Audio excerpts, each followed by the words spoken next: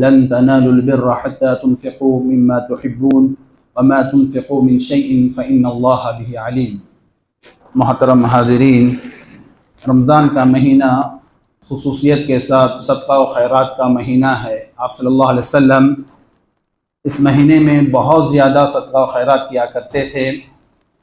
یہی تعلیم بھی ہے، اور ہمارا آپ کو بھی اس مہینے میں خاص طور پر زیادہ سے زیادہ اللہ کے راستے میں صدقہ و خیرات کرنی چاہیے۔ ہم وہ مال اللہ کے راستے میں خرچ کریں جو زیادہ اچھا ہو، پاکیزہ ہو، طیب ہو۔ ایسے مال کو اللہ کے راستے میں خرچ کرنا چاہیے۔ ایسا نہ ہو کہ جو مال پسند نہ ہو، ردی قسم کا ہو، بیکار قسم کا ہو، جس کو خود لینا نہیں چاہتے، ایسے مال کو اب پڑا ہوا ہے اللہ کے راستے میں خرچ کریں۔ ایسا نہیں ہونا چاہیے، بلکہ اچھے سے اچھا مال جو ہم کو پسندیدہ ہو، اس مال کو اللہ کے راستے میں خرچ کرنا چاہیے۔ سورہ بقرہ میں اللہ تعالیٰ نے ارشاد فرمایا کہ یا ایھا الذین آمنوا انفقوا من طیبات ما کسبتم ومما اخرجنا لکم من الارض ولا تیمموا الخبیث منه تنفقون ولستم بآخذیہ الا ان تغمضوا فیہ واعلموا ان اللہ غنی حمید۔ کہا کہ اے ایمان والو، جو پاکیزہ مال تم کماتے ہو اس کو خرچ کرو، اور جو زمین سے نکلتا ہے اچھا مال اس کو خرچ کرو، اور اس مال کو خرچ کرنے کا ارادہ نہ کرو ولا تیمموا الخبیث، ردی قسم کا، بیکار قسم کا مال اللہ کے راستے میں خرچ کریں گے، پڑا ہوا ہے، بیکار ہے، کیا کریں گے، ہم استعمال تو نہیں کر سکتے، آپ اس کو چلو اللہ کے راستے میں خرچ کریں۔ ایسا نہیں ہونا چاہیے۔ ولا تیمموا الخبیث منہ تنفقون ولستم بآخذیہ، تم خود اس کو لینا نہیں چاہتے۔ اگر کوئی تم کو ہدیہ دیتا ہے ایسا مال، تم اس کو لینا نہیں چاہتے، کیسا مال دے رہے ہو؟ ایسا مال آپ لینا نہیں چاہتے تو اس کو اللہ کے راستے میں کیوں خرچ کرتے ہو؟ ولا تیمموا الخبیث منہ تنفقون ولستم بآخذیہ الا ان تغمضوا فیہ واعلموا ان اللہ غنی حمید۔ اور جان لو کہ اللہ تعالیٰ تعریفوں والا ہے، اور اللہ تعالیٰ غنی ہے، بے نیاز ہے۔ اللہ تعالیٰ کو آپ کے مال کی ضرورت نہیں ہے کہ آپ بچا ہوا ہے تو دے دیں۔ اللہ تعالیٰ تو بے نیاز ہے، غنی ہے، اور حمید ہے، تعریفوں والا ہے۔ تو ایسا مال ہم اللہ کے راستے میں خرچ کریں جو بہترین ہو، عمدہ قسم کا ہو۔ اللہ کے راستے میں دے رہے ہیں اور ثواب کی نیت سے دے رہے ہیں تو ہم کو ثواب چاہیے۔ یہی بات کہی گئی ہے لن تنالوا البر حتى تنفقوا مما تحبون۔ تم نیکی کو نہیں پا سکتے، بر نیکی یا پھر جنت یا پھر اللہ تعالیٰ کی رضامندی، لن تنالوا البر، ہرگز تم نہیں پا سکتے نیکی کو یا جنت کو یا اللہ تعالیٰ کی رضامندی کو۔ لن تنالوا البر حتى تنفقوا مما تحبون، یہاں تک کہ تم خرچ کرو وہ چیز جو تم پسند کرتے ہو، جو تمہیں پسندیدہ ہے، جو تمہارے پاس بہت قیمتی مال ہے، جس کو تم بہت زیادہ چاہتے ہو۔ ایسے مال کو جب تک خرچ نہیں کریں گے اللہ تعالیٰ کی رضامندی یا اصل معنی میں نیکی یا پھر جنت کو نہیں پا سکتے۔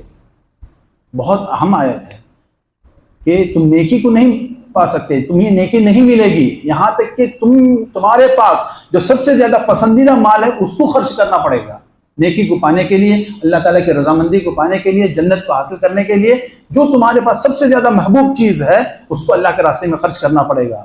جب یہ آیت نازل ہوئی تو بخاری مسلم کی روایت ہے، انس بن مالک رضی اللہ تعالیٰ عنہ بیان کرتے ہیں کہ ابو طلحہ الانصاری رضی اللہ عنہ، جن کا باغ تھا بیروحہ جن کا باغ تھا، مسجد کے مدینہ کی جو مسجد نبوی ہے اسی کے سامنے وہ باغ تھا۔ آج وہ باغ کا حصہ مسجد کے اندر شامل ہے، یعنی اتنا قریب تھا وہ باب الملک فہد کے پاس وہ حصہ، باغ کا حصہ پڑتا ہے۔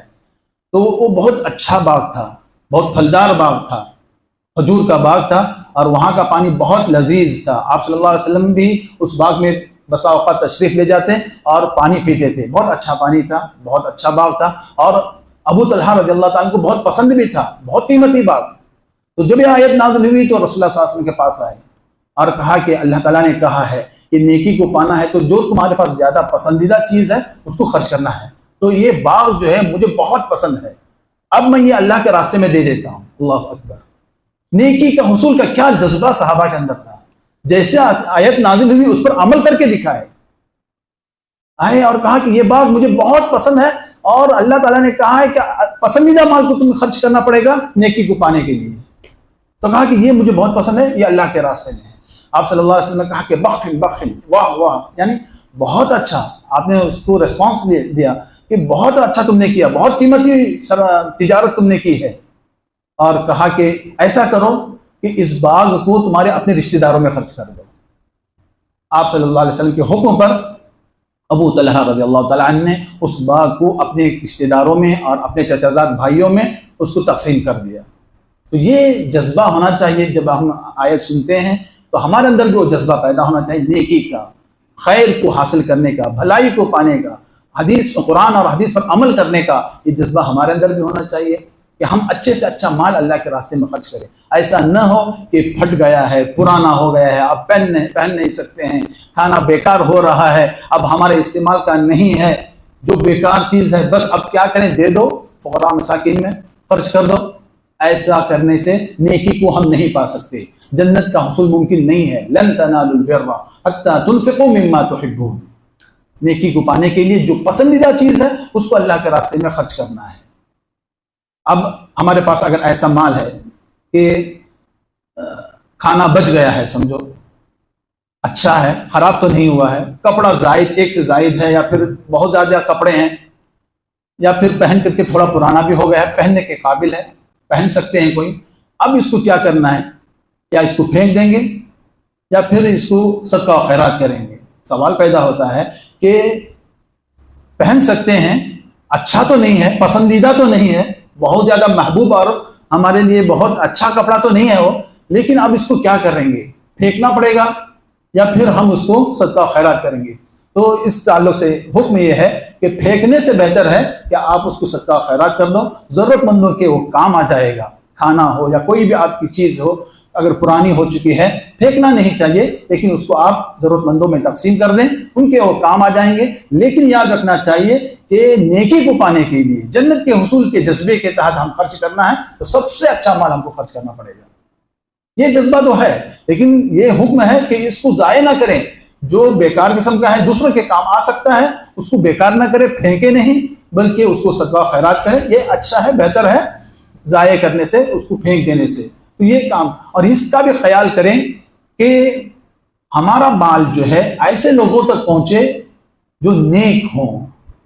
ہم صدقہ و خیرات کرتے ہیں تو اس کا خیال کرنا چاہیے کہ نیک لوگوں تک ہمارا مال پہنچے، توحید والوں تک ہمارا مال پہنچے، نمازی ہیں ان تک ہمارا مال پہنچے، نیک لوگوں تک ہمارا مال پہنچے، جو زیادہ ضرورت مند ہیں۔ اگر دو طرح کے لوگ ہیں، ایک بدکار ہے، فاسق ہے، فاجر ہے، بے دین ہے، وہ بھی ضرورت مند ہے، اور ایک توحید والا ہے اور نمازوں کا پابند ہے، دیندار ہے، تو ہمیں خیال کرنا چاہیے کہ دیندار کے پاس ہمارا مال چلا جائے، ہمارے مال سے وہ لوگ فائدہ اٹھائیں جو دیندار ہوں، اس کا خیال کرنا چاہیے۔ اور اگر گھر کے پاس کوئی آتا ہے سوالی بن کر کے، اس کو واپس نہ بھیجیں، کچھ نہ کچھ دے دیں۔ جب وہ ہاتھ پھیلا کر کے اپنے آپ کو اس قابل بنا چکا ہے تو ہو سکتا ہے کہ ضرورت مند ہو یا ضرورت مند نہ ہو، لیکن وہ گھر کے پاس آ چکا ہے تو اس کو کچھ نہ کچھ دے کر کے بھیجیں، خالی ہاتھ جھڑک کر کے نہ بھیجیں۔ وَأَمَّا السَّائِلَ فَلَا تَنْهَرْ، جو مانگنے والا ہوتا ہے اس کو جھڑکو نہیں، اس کو برا بلا مت کہو، ٹھیک ہے، اچھی بات کہو، قول معروف خیر من صدقۃ یتبعها اذی، بھلی بات کہنا، اچھے سے پیش آنا، یہ اس صدقے سے بہتر ہے جو صدقہ کی تکلیف دے کر کے ہم دیتے ہیں۔ تو پھر گھر کے پاس جو آتا ہے اس کو کچھ نہ کچھ دے کر کے بھیجیں، اور اس کا خیال کریں کہ نیک لوگوں کے پاس ہمارا مال چلا جائے۔ اور اس حدیث سے جو آپ صلی اللہ علیہ وسلم نے ابو طلحہ سے کہا کہ اپنے رشتہ داروں میں اس باغ کو تقسیم کر دو، تو اس کا خیال کرنا چاہیے کہ ہمارے مال سے سب سے زیادہ مستحق لوگ وہ ہیں جو ہمارے قریبی رشتہ دار ہیں، ان تک وہ مال تک پہنچائے۔ جو اگر ذمہ محتاج ہیں، ہمارے رشتہ دار ہیں، اپنے رشتہ دار ہیں، ان کا پہلے خیال کرنا چاہیے۔